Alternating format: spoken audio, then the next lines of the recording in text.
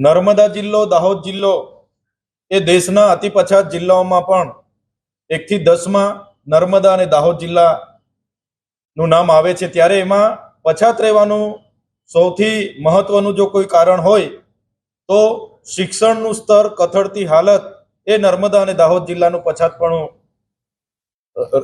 પછાતપણું રહેવાનું કારણ છે। આજે તમે જોઈ શકો છો નર્મદા જિલ્લામાં 549 શિક્ષકોની ઘટ છે।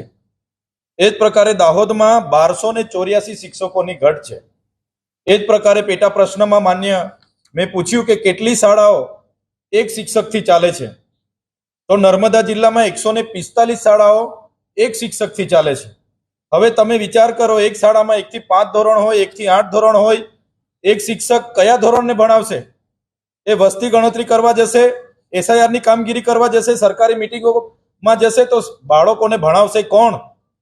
ગરવી ગુજરાતની આ વરવી વાસ્તવિકતા છે કે નર્મદા હોય, દાહોદ હોય, છોટાઉદેપુર હોય, પંચમહાલ હોય, ભરૂચ હોય કે ડાંગ હોય, આદિવાસી વિસ્તારોમાં સરકારી શાળાઓમાં સરકારે સ્વીકાર્યું કે આટલા શિક્ષકોની ઘટ છે અને એની વૈકલ્પિક વ્યવસ્થાઓ સરકાર એવું જણાવે છે કે વિચારણા હેઠળ છે। તમે વિચાર કરો, સરકાર એમાં ગંભીરતા નથી, ત્યારે આ વરવી વાસ્તવિકતા છે। શાળાઓમાં વિદ્યાર્થીઓ માટે ઓરડાઓ પણ નથી।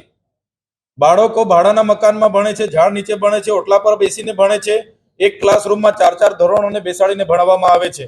આ વરવી વાસ્તવિકતા ગુજરાતની છે। ગુજરાતની સરકારે સ્વીકારવું પડશે।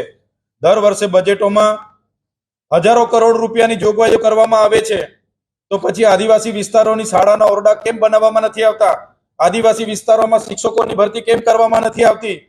આજે માન્ય મંત્રીશ્રીએ કીધું કે જ્ઞાન સહાયકો દ્વારા ભરતી કરીશું, જ્ઞાન સહાયક યોજનામાં શિક્ષકની નિમણૂક કરીશું। જ્ઞાન સહાયક એ 11 માસના કરાર આધારિત શિક્ષકની ભરતી છે। હવે તમે વિચાર કરો, બાળકનું ભવિષ્ય બનાવનાર શિક્ષક જ કરાર પર હશે તો 11 માસ પછી એની કેરિયરની ચિંતામાં એ બાળકોને ભણાવી શકશે? બાળકોનું શું ભવિષ્ય બનાવી શકશે?